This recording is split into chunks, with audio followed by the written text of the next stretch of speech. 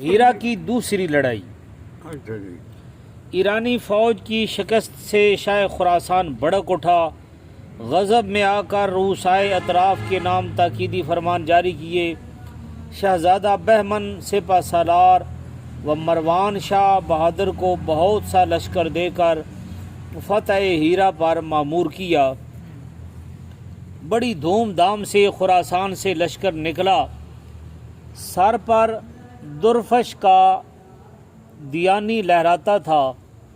یہ جھنڈا کئی ہزار برس سے کیانی خاندان کی یادگار چلاتا تھا اور ان کے خیال میں فتح و ظفر اس کے ساتھ وابستہ تھی۔ بہمن فرات کی ایک جانب آ کر خیمہ زن ہوا۔ اطراف کے روسا کی امدادی فوجیں آنن فانن جمع ہو گئیں، یہاں تک کہ تھوڑے ہی دنوں میں 40,000 بہادر ایرانی درفش کے سائے میں آ گئے۔ ادھر اسلامی علم کے نیچے صرف 9,000 غازیوں کی جمعیت تھی۔ کشتیوں کا پل تیار ہوا اور ابی عبید پار ہو کر صف آرا ہوئے۔ ایرانی سپہ سالار نے پہلے ہی سے میدان کی 3 طرفیں روک رکھی تھیں۔ اسلامی لشکر کو دریا کی جانب اترنا پڑا۔ سخت لڑائی ہوئی، تمام دن کھچا کھچ تلواریں چلتی رہیں۔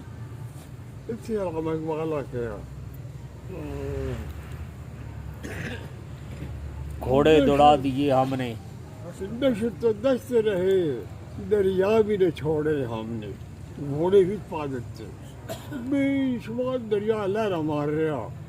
اب حضرت ابو عبیدہ نے فرمایا چلو گھوڑے بھی پا دیو۔ دشت دشت سے جنگل نو، جنگل اج عام سکی زمین ہوندی ہے، دشت دشت رہے، جنگل بھی نہ چھوڑے ہم نے، بحر ظلمات میں گھوڑے دوڑا دیے ہم نے۔ او جتھے کہ پانی دا آنا نب اتنے بھی گھوڑے چڑھ دیتے۔ بحر ظلمات میں گھوڑے دوڑا دیے۔ او علامہ اقبال لکھے شکوے میں، پھر بھی ہم سے گلا ہے کہ وفادار نہیں، ہم اگر وفادار نہیں تو بھی تو دلدار نہیں۔ یہ تو کوئی جواب ہونا بڑا اچھا۔ تو ہم تو علم نال بس کوئی نہیں نا، ہے زمانے آ جائے گئی۔ ہم پھر بھی ہم سے گلا ہے کہ وفادار نہیں، یا اللہ بات بھی ساتھ میں گل نہیں، یہ کیسے کے پہ کیتا۔ پھر بھی ہم سے گلا ہے کہ وفادار نہیں، ہم اگر وفادار نہیں تو بھی تو دلدار نہیں۔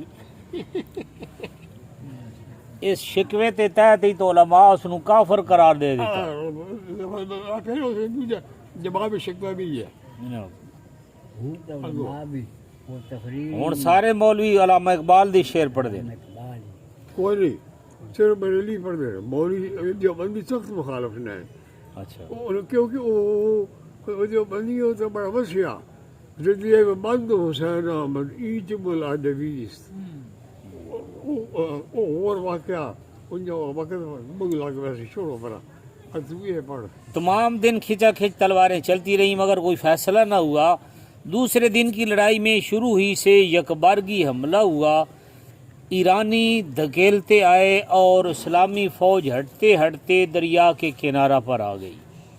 ایرانی ہر طرف سے سمٹ سمٹا کر مسلمانوں کے 3 طرف آہنی دیوار بن گئے اور پیچھے دریا تھا۔ آخر غازی سراسیمہ ہو کر بہت سے دریا کی نظر ہو گئے اور بقیہ میدان سے ہٹ کر پل پر آ جمع ہوئے۔ پل پہلے ہی سے توڑ دیا گیا تھا۔ یہاں ایسی ریل پیل ہوئی کہ الامان کسی سے سنبھلا نہیں جاتا تھا۔ پیچھے والے آگے والوں کو دھکیلتے آتے تھے اور آگے والے بے سہارا ہو کر دھڑا دھڑ دریا میں گرتے جاتے تھے۔ مثنی بہادر نے دریا میں گھوڑا چھوڑا اور آنن فانن جان فشانی سے پل کو تیار کر لیا۔ حضرت ابو عبیدہ بھی پایا انہوں مسند میں لگا لکھا۔ اچھا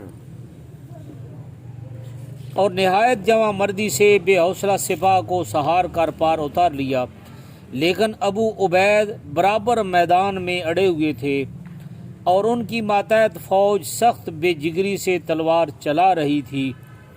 ایرانی قلب ٹوٹ کر متفرق ہو چکا تھا۔ ابو عبید ایرانی سپہ سالار بہمن پر حملہ آور ہوئے۔ وہ ہاتھی پر سوار تھا، تلوار کودنے پر تھی کہ ہاتھی نے سونڈ سے غازی کا بازو پکڑ لیا اور گھسیٹ کر پاؤں تلے کچل ڈالا، مگر اس کے ہمراہی غازی ویسے ہی جان توڑ کر لڑتے رہے۔ ایرانی گو بد دل ہو چکے تھے، مگر میدان خالی ہو جانے سے غازی ہٹ آئے۔ گو مٹھی بھر تھے، زخمی اور تھکے ماندے بھی تھے، مگر ایرانیوں کو تعاقب کرنے کی جرأت نہ ہوئی۔ ابو عبید اسلامی سپہ سالار زخمی اٹھا کر چھاؤنی میں لائے گئے۔ ٹوٹی پھوٹی فوج جو اسلامی چھاؤنی میں آ کر جمع ہوئی وہ تقریباً 5000 تھی۔ ان میں فراری بھی تھے۔ فراری نادم ہو کر معذرت خواہ ہوئے، مگر ابو عبیدہ نے انہیں اپنے پاس رہنے کی اجازت نہ دی اور کسی ایک کو بھی جہوں میں داخل نہ ہونے دیا۔ یہ 2000 تھے، نادم ہو کر واپس ہو گئے اور مدینہ کے جنگل میں بھوکے پیاسے آ پڑے۔ آخر خطائیں معاف ہوئیں اور مدینہ میں آنے کی اجازت ہوئی۔ قدیم سے عرب میں میدان جنگ سے فرار ہونا بڑا بھاری جرم اور سخت ترین عیوب سے شمار ہوتا تھا۔ گویا قومی حمیت کے مقابلہ میں اپنی جان کو عزیز رکھنا جاہلیت میں بھی منافی انسانیت تصور کیا جاتا تھا، اس لیے فراریوں کی سزا دائمی غلامی قرار دے دی گئی اور وہ بہائم سمجھ کر فروخت کر دیے جاتے تھے۔ اسلامی محاربات پر نظر ڈالتے ہوئے ایک مبصر کہہ سکتا ہے کہ اس عیب سے اسلامی غازی بالکل مبرہ ہیں۔ اس لڑائی میں غازیوں کی فرار کی وجہ یہ تحقیق ہوئی ہے کہ اس لڑائی میں خالص عرب صرف 20% تھے، باقی سرحد شام کے لوگ اور فارسی نو مسلم تھے۔ یہی اختلاط غیر اقوام باعث فرار اور معافی جرم کا موجب ہوا۔ الغرض اس شکست سے عام اسلامی قبیلوں میں اسلامی حمیت کی آگ بھڑک اٹھی۔ ہر طرف سے انتقام کی صدائیں بلند ہوئیں۔ قبائل کے قبائل آگ بگولہ بن کر اٹھے اور آنن فانن مدینہ میں آ کر جمع ہو گئے۔ کہنف بن قیس قبیلہ ازد کے 700 چیدہ سوار لے کر حسین ابن معبد 1000 تمیمی بہادروں کی جمعیت میں عدی بن حاتم بنو طے کے بہادروں کی کافی جماعت کے ساتھ بیعت جانصاری کے لیے دربار عالی میں پیش ہوئے۔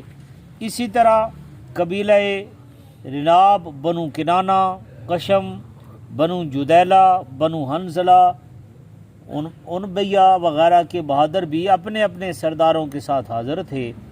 سر دست 3000 غازی اور سپہ سالار جریر بن عبداللہ بھی منتخب ہوئے۔ بعد ازاں وقتاً فوقتاً مدینہ سے امدادی فوجیں روانہ ہوتی رہیں، یہاں تک کہ تقریباً 12000 غازی ہیرا کے میدان جنگ میں پہنچ گئے۔ ہیرا کی انقطاعی تیسری لڑائی